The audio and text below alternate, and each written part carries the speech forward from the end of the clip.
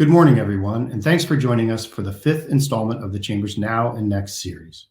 The Chamber Cyber Intelligence and Supply Chain Security Division has been hosting weekly events this October on key cybersecurity issues. We've brought together groups of experts to take deep dives into issues of importance to the cyber community. Today's program is powered by Splunk, and I'd like to thank Adam Cohen and Bill Wright for their support of the Chamber's Cyber Leadership Council. Today we'll cover what you need to know now in applying artificial intelligence, or AI, in a cyber context, and what you might do next to apply these lessons going forward. Many people talk about AI as a thing of the future, but the reality is that AI already powers many of the systems we use today. The ability of AI-enabled networks and the equipment that runs on it to learn from the data to which they're being applied, identify patterns or anomalies, and then act on those findings can have broad applications in the cybersecurity space. Current technological trends are bringing together edge computing, cloud computing, and Internet of Things technologies, and are increasing the complexity of an already complex cyber threat landscape. This underscores the need for organizations to scale defenses and resources to meet exponentially increasing cyber attacks.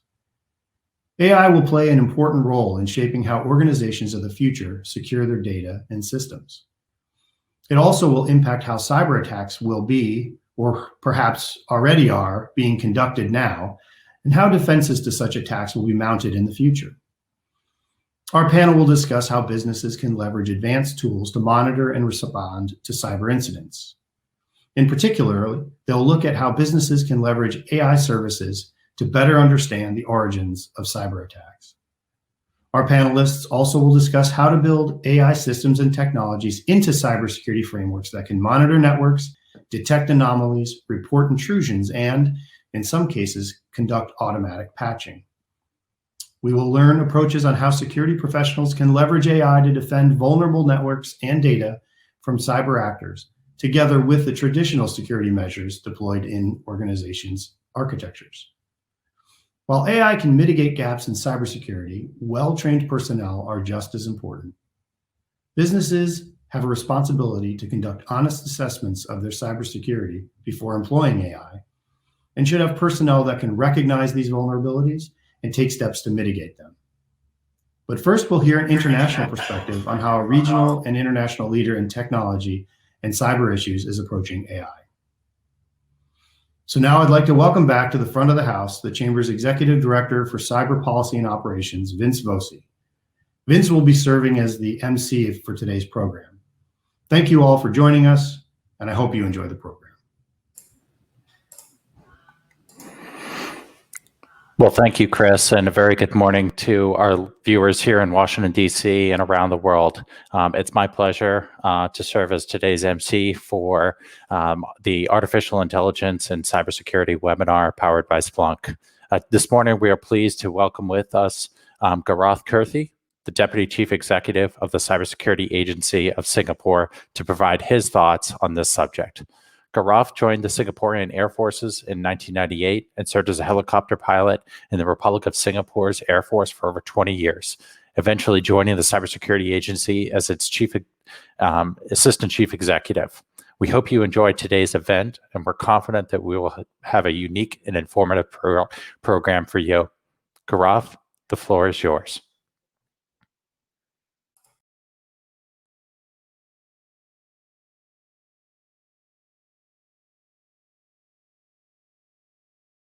A very good morning to everyone.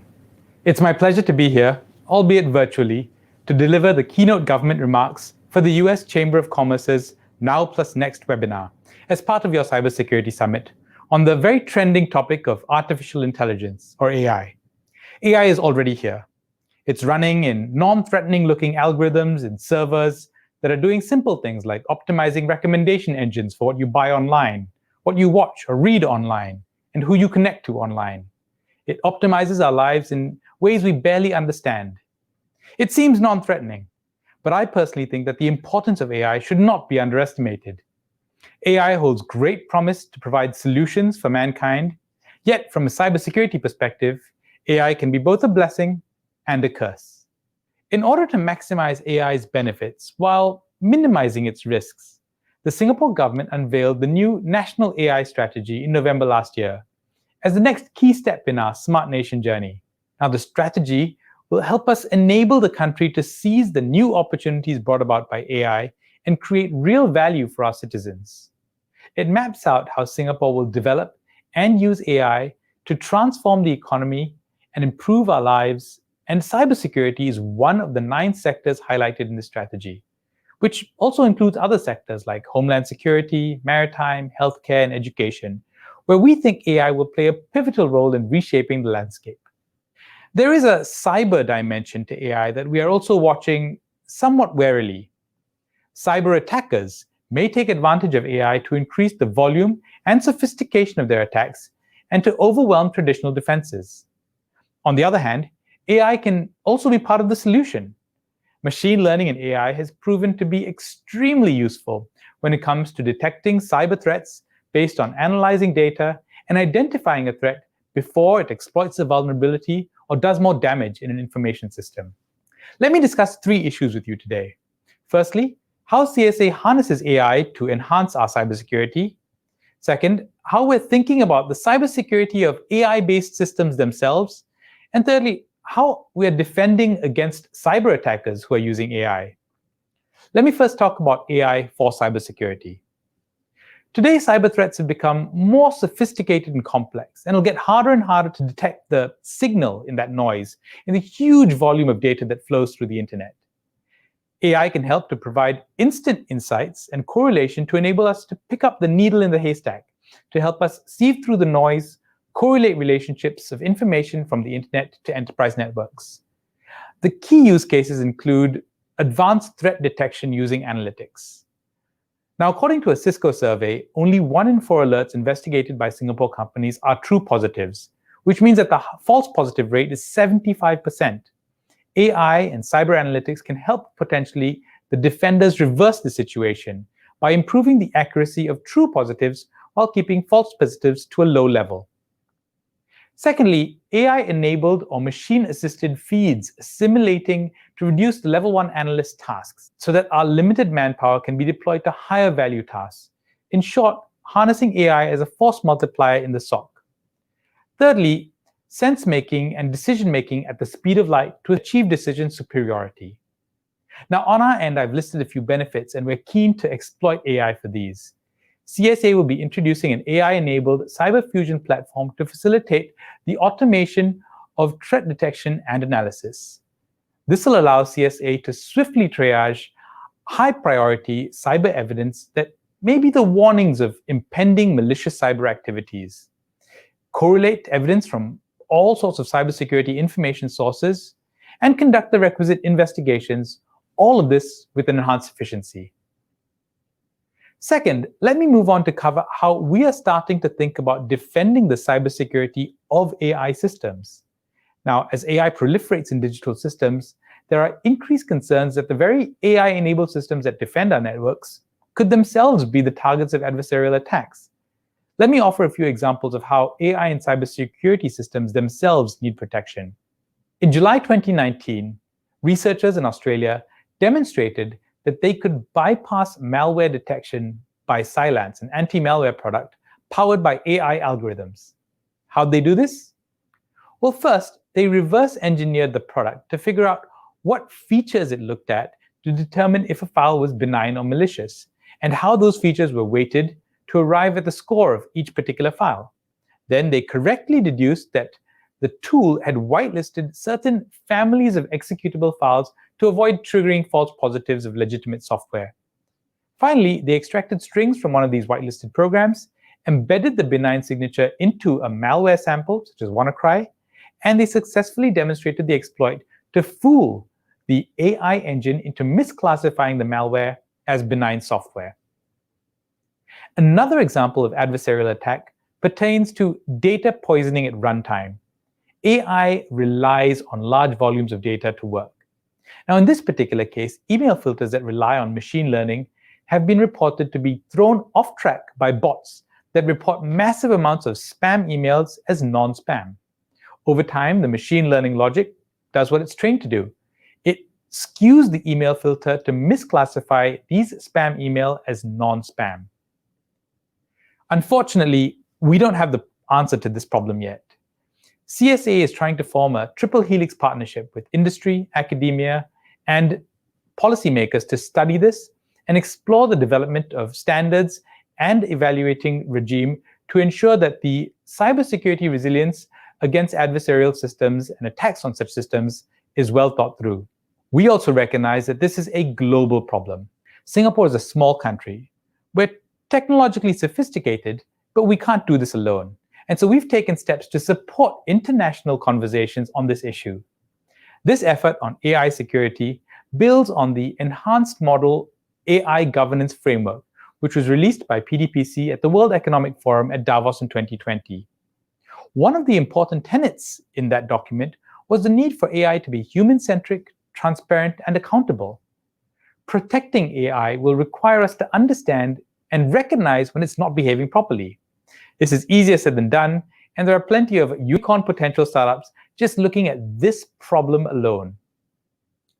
In recognition of the importance of promoting greater alignment internationally, Singapore recently organized its 5th Singapore International Cyber Week, or SICW, earlier this month. It was attended by more than 6,000 participants from 60 countries. One of the programs was a 2-day virtual cybersecurity R&D workshop, where AI security was one of the 2 key themes discussed by speakers from industry, academia, and government agencies. The other theme was on the Internet of Things, or IoT security, which I'll come back to in a bit.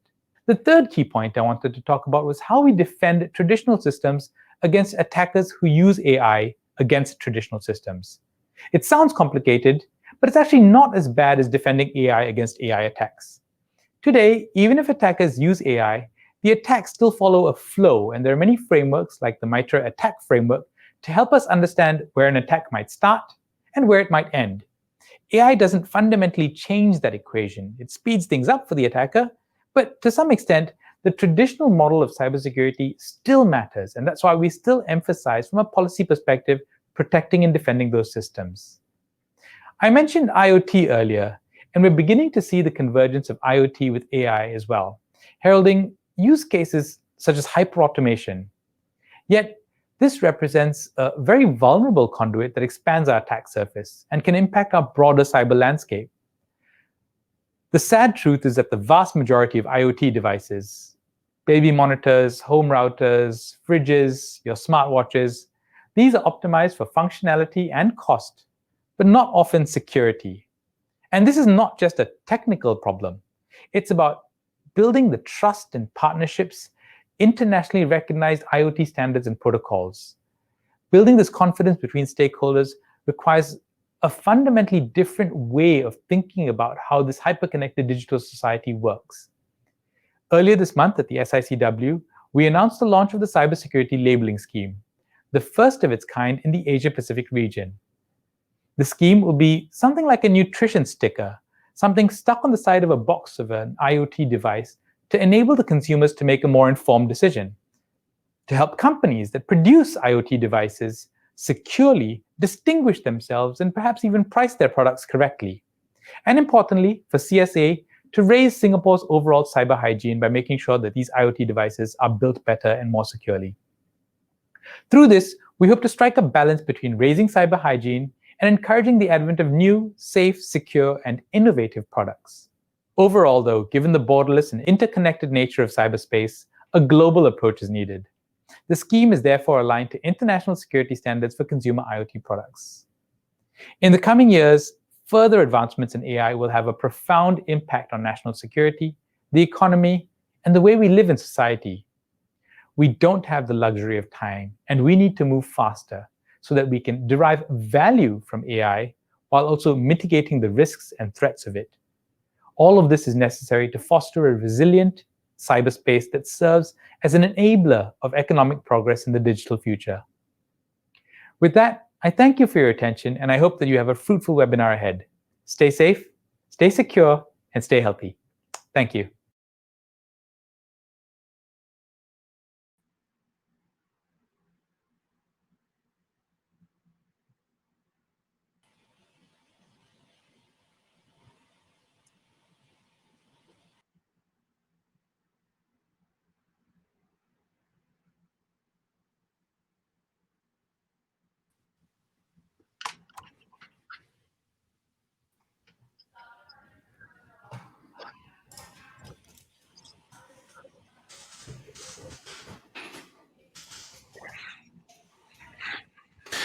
Thank you, Mr. Kurthy, for those really interesting remarks and how the government of Singapore is leveraging AI, and especially for talking about how CSA is harnessing AI to enhance cybersecurity, especially for automated threat detection and analysis and prioritizing vulnerability management, and how you're thinking about AI, the cybersecurity of AI systems.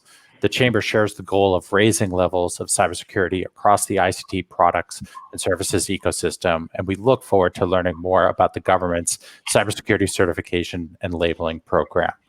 And lastly, we're really interested to hear your thoughts on how defenders are defending against cyber attackers who are using AI. I'm really excited to bring the panel into the conversation now, and I'm pleased to be joined by our moderator, Bill Wright, Director of Federal Government Affairs for Splunk. But first, I'll introduce the other panelists. First on our panel is Greg Allen. Greg is the Chief Strategy and Communications Officer at the U.S. Department of Defense Joint Artificial Intelligence Center, or JAIC. Before joining the JAIC, Greg was an adjunct senior fellow at the Center for New American Security. Greg also has experience in working in the technology industry at Blue Origin and Samsung Electronics. Our next panelist is Albert Becchetti. Albert is the Vice President of Security Business at Splunk. Albert is responsible for the incubation and commercialization of Splunk solutions and fraud analytics and continuous risk monitoring. Prior to Splunk, Albert was Vice President and General Manager of Data Security and Encryption at Hewlett-Packard Enterprise. Our next panelist is Charles Ramsey. Charles is an Operations Manager, Director, and Data Scientist for Cyber at Jacobs Engineering. Charles joins us as a data science architect and senior leadership professional with a strong software development background, combining 20 plus years of technical experience with customer and mission experience. And joining us from Brussels is our final panelist, Ioannis Ashkolakis.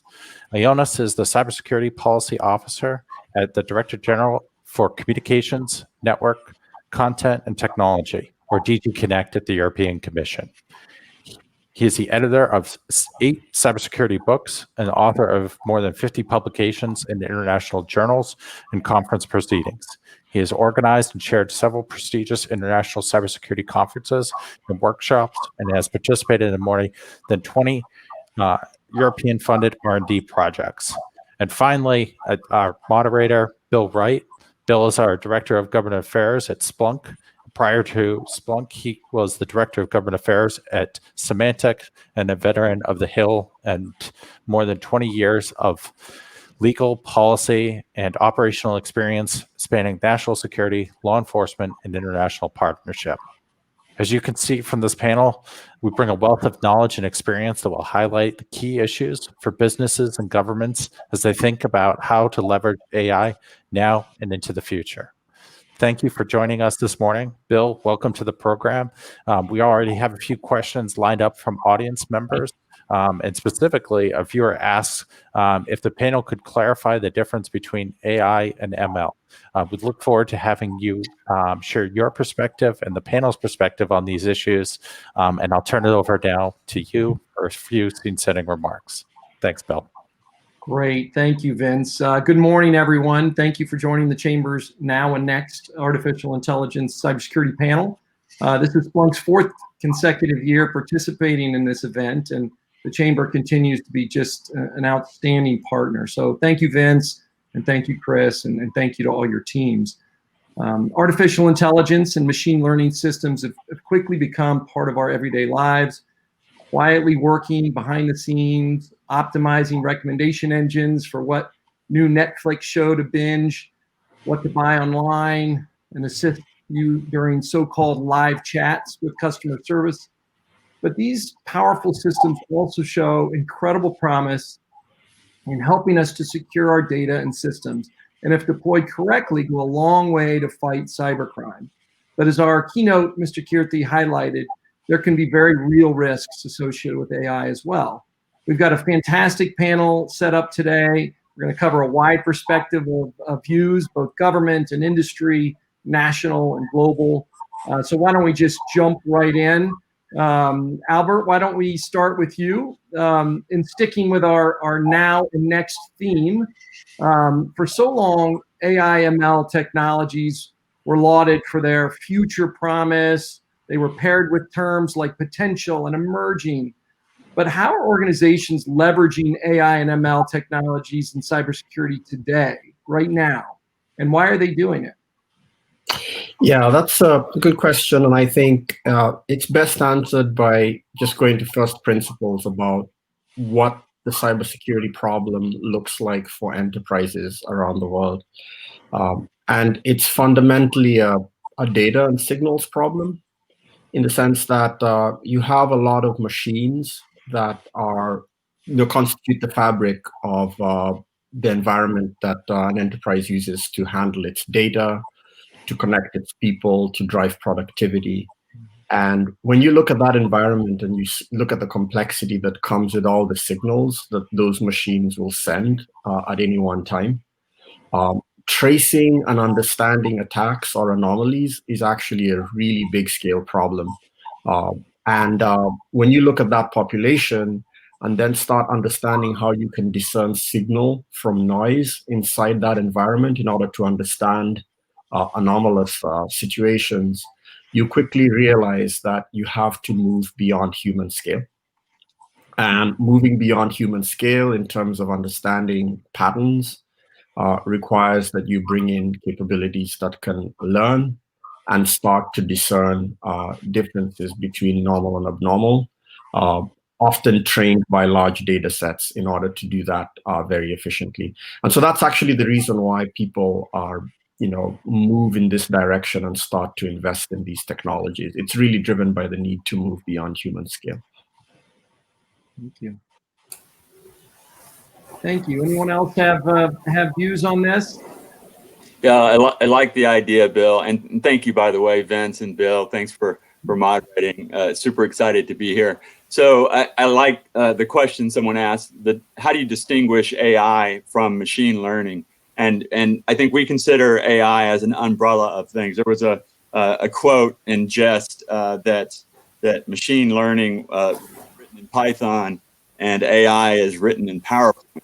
But that was 3 years ago, and I think it was hit home that AI is and will be part of our businesses day to day from here forward. And so AI becomes an umbrella from which a toolkit of machine learning application we can find and apply in meaningful ways, and not only in cyber, but in all of our day-to-day business activities. Very helpful. Thank you. Does anyone else have some viewpoints on this? Okay. So moving to Charles here. Yeah, the first time I heard the term social engineering was from hacker turned author Kevin Mitnick's book many years ago. Since then, social engineers and cyber criminals have evolved. And now are using these advanced tools to further exploit human psychology, help gain access to the systems and data. How can AI-based tools be used to combat these kind of social engineering schemes? And what are the benefits from a business perspective, I guess? Yeah, I love that I get to talk about this question. I think the original question stemmed from Skynet, from the Terminator movies. Is there a doomsday scenario where AI will take over the human race? And talking with one of my key data scientists, who I love dearly, he says, "We'll just unplug everything. We'll agree to unplug everything, and we'll all go camping," in response to a Skynet scenario. But seriously, I don't know. There is weaponized AI, as mentioned. That is a true, serious nature. And I think, however, there is a more subtle impact that we could consider, and that is AI-driven social engineering. So if you think about day-to-day social engineering and how it's used by our adversaries, it used to be simply you read a phishing email and you click on the wrong link and you're infected, and now your company is infected, and that impacts business. But imagine where in 3 to 5 years, it's a little provocative, but in 3 to 5 years, we can't discern from a human and a machine online. And we're seeing that today. And I know there's talks of deep fakes and other things, but we're doing this today. And AI has an impact on that. And weaponized AI has an impact on that. Adversarial AI has an impact on that. But I'd like for us to consider influence. And so then you turn to, how are we influenced online? How did we get from, and you can imagine a simple example, and it was a book, The Art of Hacking. I apologize, forget the author's name. The Art of Hacking the Human, where a really nervous kid comes in, he's got a tie on and brings in a resume and says, please, I've got an interview in 5 minutes. Can you please print out my resume? The USB stick goes in and we're done, right? But consider how we led to this panel itself as another example. We clicked on links, we set up our calendar invites, we joined things. So imagine if that were all a ruse proposed or implemented by artificial intelligence, adversarial intelligence. So it's a real threat, I think, in the future in 3 to 5 years. So then how can we use social engineering to where it's not such a bad connotation? I propose, and Jacobs proposes, taking social engineering and allowing AI to help the workforce understand, and in a way train and teach. So 85% of attacks in 2019, of cyber attacks, were through social engineering attacks. So imagine an artificial intelligence that is your assistant, that says, reminds you, are you sure you want to click on that link? Are you sure that you want to engage with this particular party? So I think we can use artificial intelligence in a good way to help us apply cybersecurity measures. And then it's a win-win. Essentially, our workforce is becoming more educated on how to prevent cyber attacks. And the artificial intelligence training is reinforced so that it becomes better at thwarting those attacks. But I love the question on social engineering. So yeah, thanks, Charles. Any of the other panelists have some views on this? I mean, one thing, just to build on that, if I'll use a very vivid example. I once saw a video that illustrated that if you have a ladder and you get 2 people carrying that ladder, you can get into any building you want to, almost. And so it just got me thinking, 2 men walk in with a ladder and somebody kind of asking for accesses to be open, just managed to walk into a lot of buildings because people just assume they must be there for something legitimate. What are the cyber equivalents of ladders, and how do we identify them at scale and understand them so that you get to a more systematic way of just eliminating them? One way we see AI being applied in cyber in ways that we really take for granted today is in email. If you look at some of the large email services like Gmail, that process literally billions of messages a day, sometimes more than that, in fact, maybe even tens of billions of messages.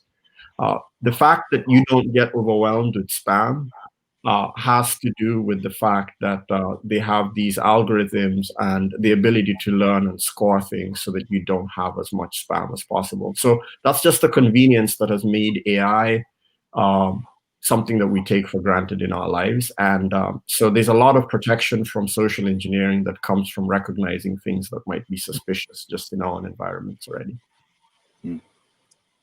Really helpful, Albert. Thank you. Iona said this might be a good time to provide a little bit of global context here. Can you touch on some of the Commission's work with ANISA to develop an AI threat landscape and any other related efforts that you're working on?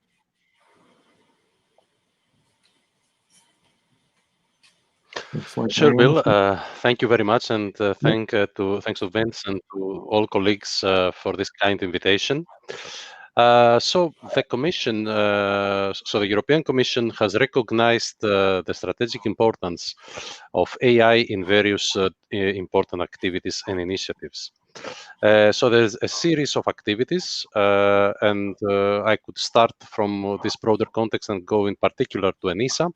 So in July this year, the new Security Union strategy underlined the significance of AI, noting that it will bring both new benefits but also new risks. The Commission coordinated plan on artificial intelligence, which aims to harmonize and coordinate AI-related initiatives across European countries in the EU, including, of course, addressing its security-related aspects. And, of course, the European Commission has highlighted the importance of AI in society and the economy in its white paper on artificial intelligence, which is the front runner to upcoming policy initiatives on the technology. And this white paper calls for the development of an AI threat landscape as a starting point to a risk-based approach on our side. And you may be aware of this approach that the EU follows in various domains, namely from the Cybersecurity Act, but also recently in relation to 5G security. Mm-hmm. So the main focus of this AI threat landscape will be on the cybersecurity of AI. And we initially heard an excellent keynote that covered actually all domains, cybersecurity of AI as an enabler for cybersecurity or adversarial AI.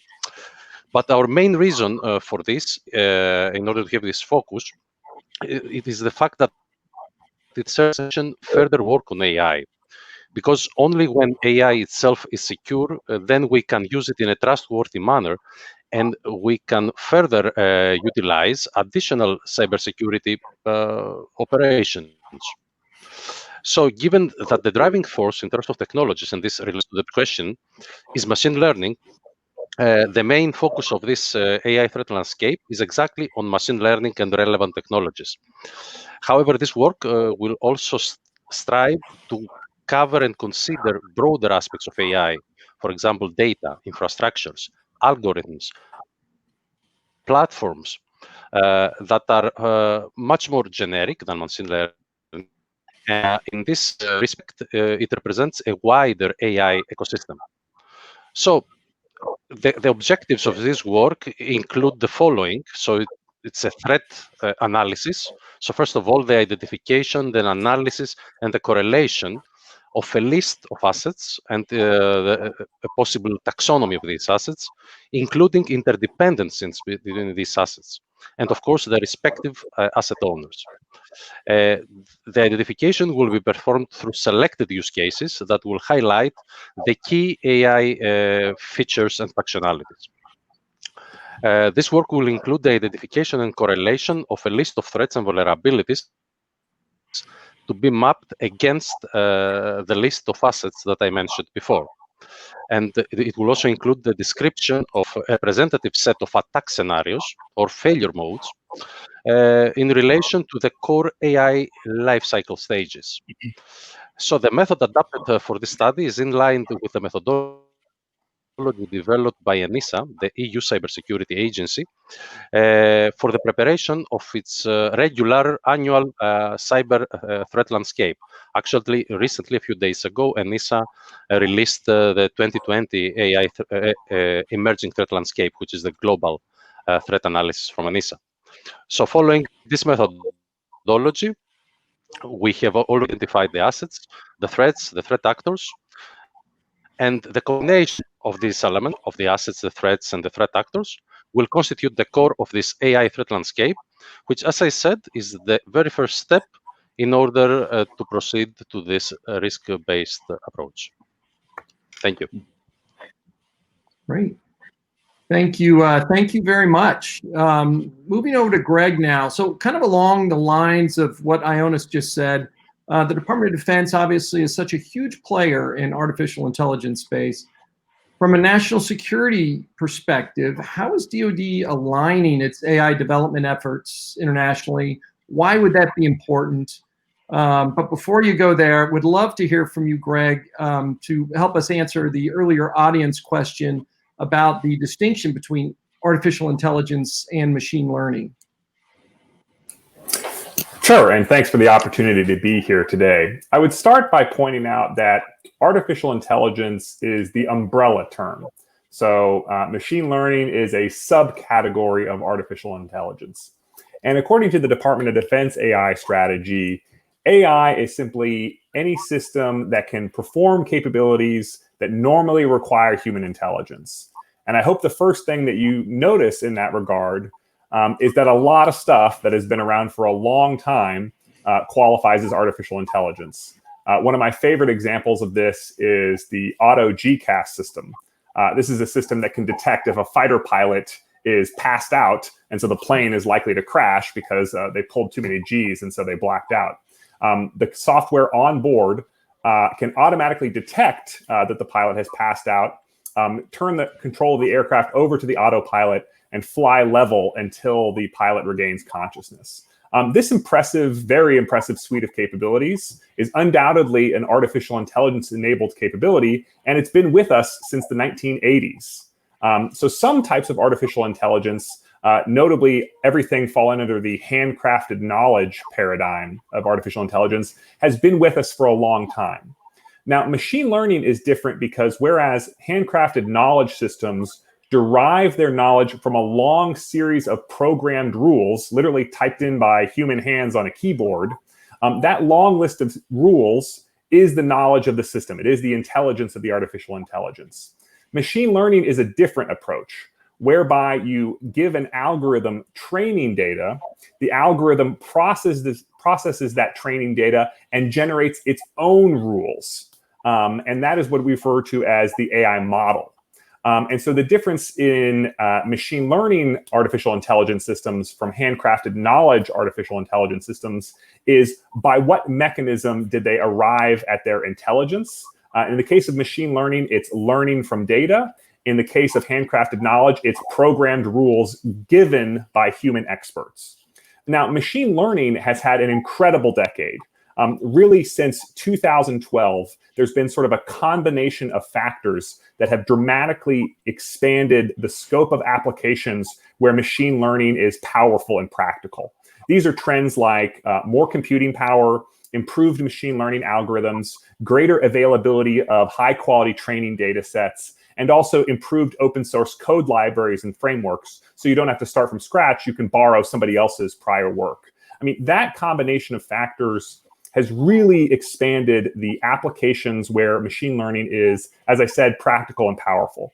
And so if you're hearing somebody brag about their capability having AI, they probably mean, if you've heard about this in the past few years, they probably mean that their application is using machine learning because that is the subcategory of artificial intelligence that has seen the most exciting progress over the past 5 or 10 years. Now, applying that to the cyber domain, of course, we are seeing a significant expansion in the number of exciting applications of machine learning in the cyber domain. And the Department of Defense, which has cyber as one of its key missions and the cyber domain as one of its key operating areas, of course, we are tracking this incredibly closely. My organization, the Joint Artificial Intelligence Center, is the focal point of the DoD AI strategy, but we are by no means the only folks in DoD doing important work on artificial intelligence. The Defense Advanced Research Projects Agency, DARPA, is primarily going at this from a basic research and development standpoint. They're trying to advance the state of the art in cybersecurity AI applications. You can see that in events such as the Cyber Grand Challenge, where they had a series of teams building autonomous AI systems that were seeking to hack each other and shut each other down in a really exciting tournament format. And that type of basic research and development at DARPA is continuing to go on, is continuing to generate some really exciting applications.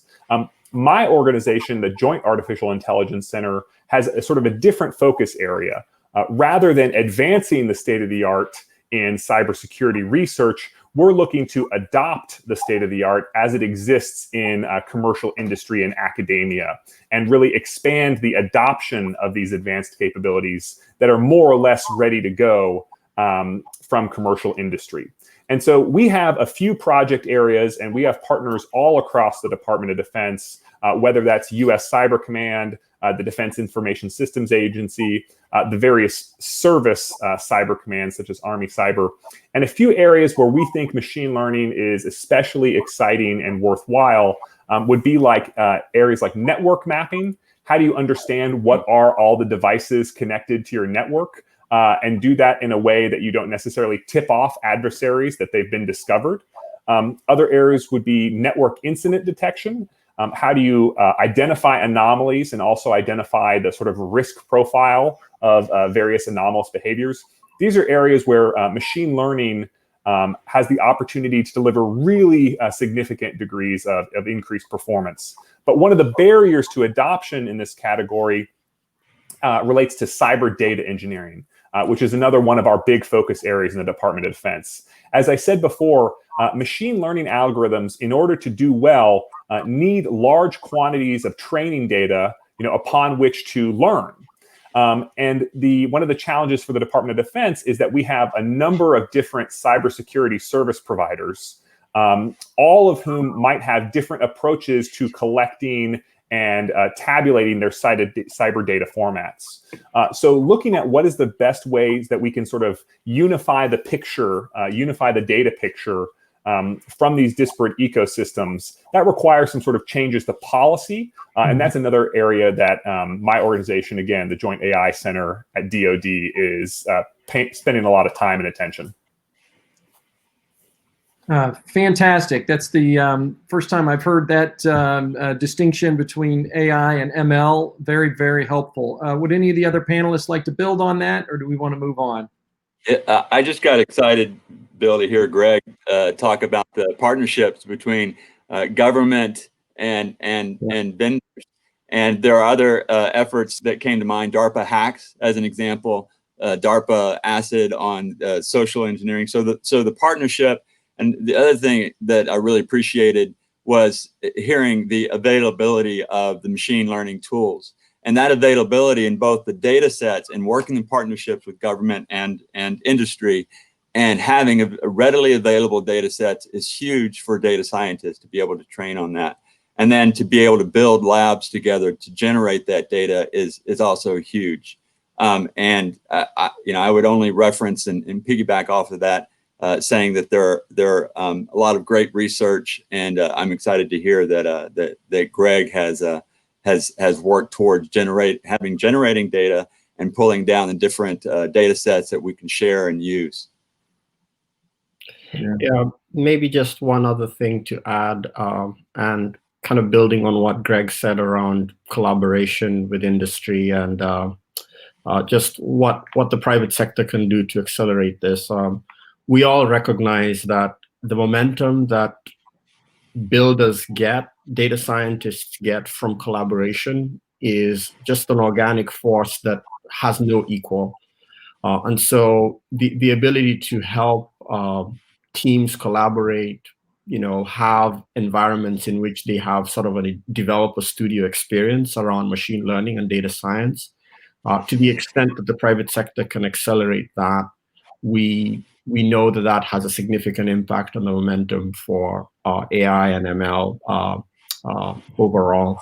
At Splunk, what we've done recently, actually just last week, we announced at our user conference the Splunk machine learning environment that has two things: the ability to accelerate experimentation with a developer studio experience, where you can combine our own query language, which is SPL v2, with R and Python and Scala, so that you can do advanced analytic experimentation much more interactively.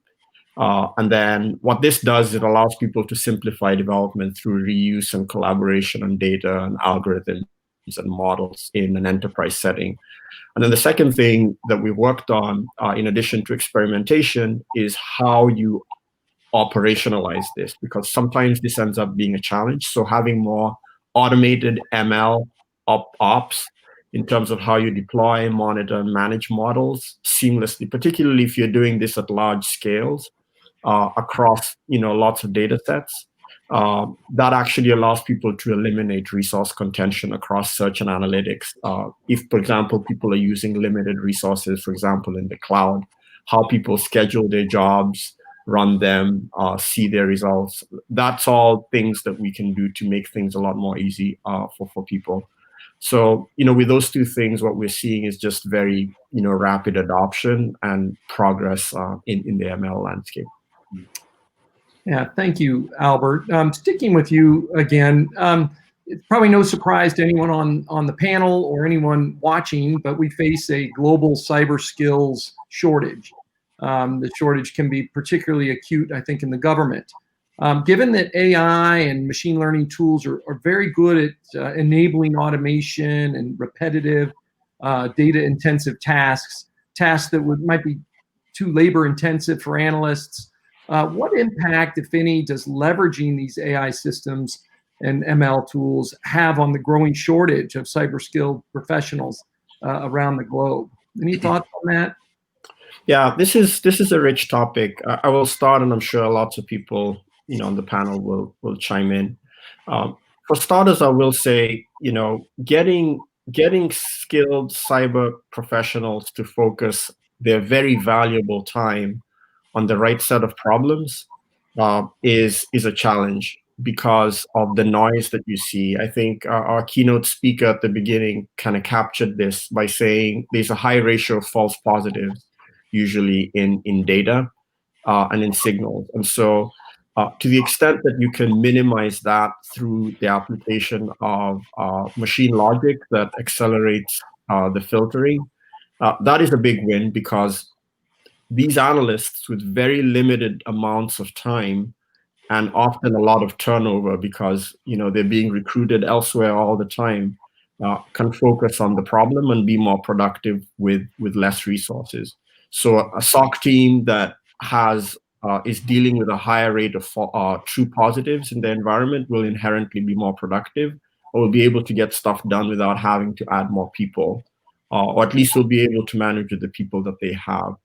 And this is so critical because the one thing that remains true is just the volume that people are trying to process is going to continue to increase, and it's completely impossible to scale the human resource to match that in a linear way.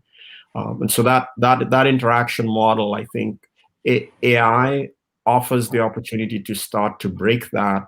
But then the second thing the second impact that we see on skills is it changes the kinds of skills that are required, to the extent that you can apply risk-based technologies that analyze and reduce noise in the SOC. Because you then move from very basic triaging skills to much more advanced skills and the need for higher tier capabilities, and you can train for that. And what we've seen is where you're able to reduce that stress on the SOC, at least at that entry level, you're able to get a higher level of enjoyment and retention because the work is actually more interesting for analysts. So that's what we've seen as sort of the macro effects of bringing in these technologies and applying them appropriately. Makes a lot of sense. Anyone else want to build on Albert's good overview there? Yeah, I will. Yeah, I'd be delighted to. Sorry, go ahead, Greg. So I'll say a lot of what Albert said resonated with me as well. I think the reality is that there is no credible path to hiring our way out of the workforce shortage. The pace at which the importance of the cyber domain is growing, the pace at which activity in the cyber domain is growing, really outstrips any credible path. Even if we doubled the size of our workforce, it would only be a matter of time until that doubled workforce is also overstressed. None of this is a reason to say that we shouldn't continue focusing aggressively on hiring, developing, recruiting, and training the right talent in the cyber domain. But I think what really resonated with me about what Albert said is that some of the most productive investments any organization can make are those investments in increasing the productivity of its workforce, because the amount of activity that they are going to be responsible for just keeps increasing exponentially as more and more critical activities are occurring online and more critical systems are being networked to each other. So the cyber aspect and the responsibility that we're placing on our cyber defenders is just increasing at an incredible rate. And so if we do not identify credible paths to dramatically increasing the productivity of the workforce, we're going to be in a lot of trouble. And I think machine learning in particular is a really promising area to increase the productivity of the cyber workforce for many of the same reasons that Albert identified. And Bill, just springboarding off of that. So it's a Darth Vader quote, now I am the master. So if we envision AI taking over all of the cyber professionals' jobs, I don't believe that's the case, but I do envision in years to come where the role changes of a cyber professional, and piggybacking off of both Albert and Greg, to where the role of a cyber professional is to assist the AI and machine learning to be better at its job. So ironically, the training now becomes, how do you best train AI so that you are more productive, you are more efficient, and you're both able to find and thwart cyber attacks more easily or more readily. And I'll just add one thing there, which is some of the work that I'm most proud of that the Department of Defense Joint AI Center has been involved with is actually identifying new job categories for cyber professionals who work with AI systems and machine learning systems in particular. Awesome. Because in the government, every job is a job category with a billet, whether that's artillery officer or janitor or cybersecurity data scientist. And so creating some of these new job categories so that it was actually possible for people to be hired into these positions and have productive careers going through the ranks of these positions. That's some of the most useful time and energy that we spend here at the Jake. Yeah, really, really provocative thought there. It's not that there would be replacing of cybersecurity officials, but they would need to be picking up new skill sets, AI engineering, some data background. Charles, with so many high-profile data breaches, data privacy, and security are right at the top of mind for businesses and organizations that house this sort of sensitive information. How can organizations leverage AI to protect data through the context of compliance and policies, regulations? Yeah, so protecting PII, personal identification information, there's applying regulations, corporate, and GSA has some clear guidance on how to do this. So GSA Order CIO 2180 and 2181. I'm looking it up. So, but as a data scientist, I mean, you could be talking about football and sports, and I'm thinking data and AI and how can we apply it to the cyber realm. So AI can protect us from the spillage today. I mean, there are scanners that exist today that will find and protect data. But I want to quickly give a personal story where, and when there was a shift and all of our businesses and the model shifted with the pandemic, our CEO, Steve Demetrio, was holding daily communications. He was over communicating to a workforce of 54,000 people and trying to wrangle all the questions of concerned workforce employees was unimaginable. So how do you protect the PII, the privacy of those questions? How do you communicate, get the right communication out, and then move forward?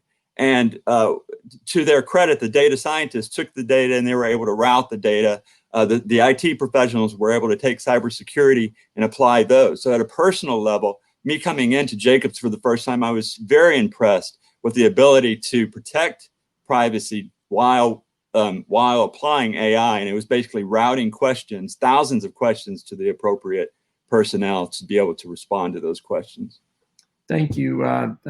Thank you. Ioannis, I want to tilt to you very quickly because doing a lot of interesting work there. What is the European Union doing from a policy perspective regarding AI and cybersecurity? and where might there be some opportunities to promote this international alignment that's come up a couple times today?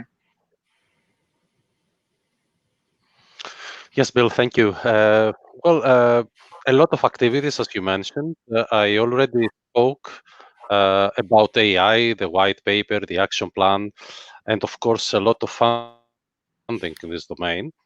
I will also cover the cybersecurity element, because these are, two important domains for, the digital single market in the EU. Our key priority, first of all, is to ensure the protection and resilience of critical infrastructures, both at the physical and the digital world. So, having that in mind, an important activity is the revision for us of the Network and Information Systems Directive, NIS Directive, by the end of this year, which will allow member states, EU member states, to enhance their resilience against cyber attacks, including AI-triggered or cyber attack. Another important activity is the EU recommendation for a coordinated response to large-scale cross-border cybersecurity attacks, the so-called cyber blueprint. And this way, we want to contribute to increase the EU capability and capacity to respond to large-scale cyber crises, in particular in the AI era. On the long term, we want to develop a culture of cybersecurity by design for products, services, and processes. And the EU Cybersecurity Act and cybersecurity certification has an important role to play in this direction. But work to ensure the cybersecurity of AI systems will also rely on our ability to develop the relevant tools for this in the future. So we need to help create a safer and more secure AI ecosystem and respect in the relevant technologies in order to address the challenges that are coming by the introduction of AI. So in this context, we already fund a big number of projects, and this relates to the previous discussion. At EU, all the projects are collaborative projects between industry, academia, and in several cases, national authorities that are the end users of the developed technologies.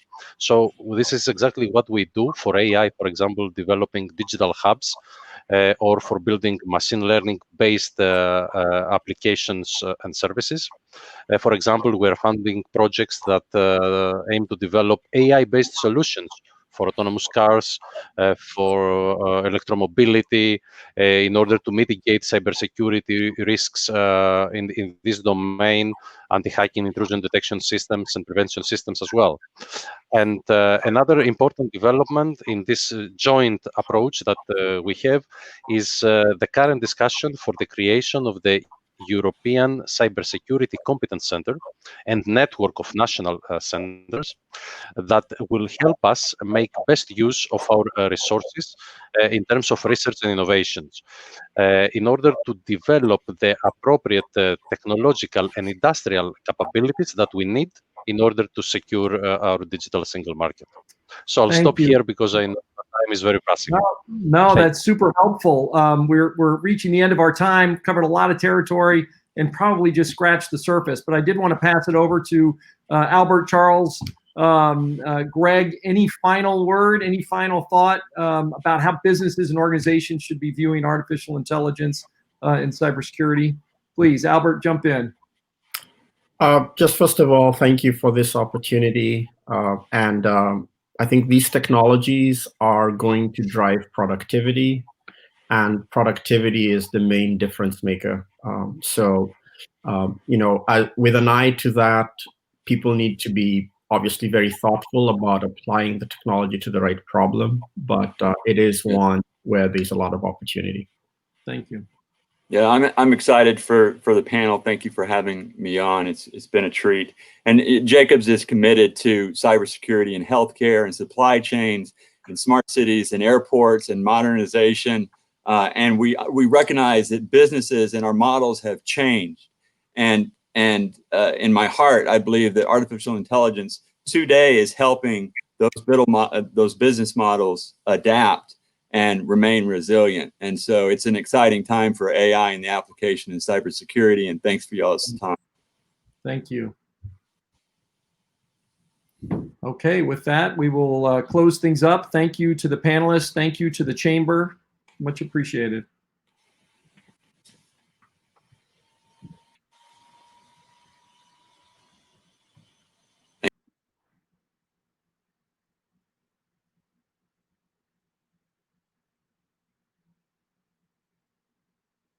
Highlighted the importance of a few things just worth reinforcing.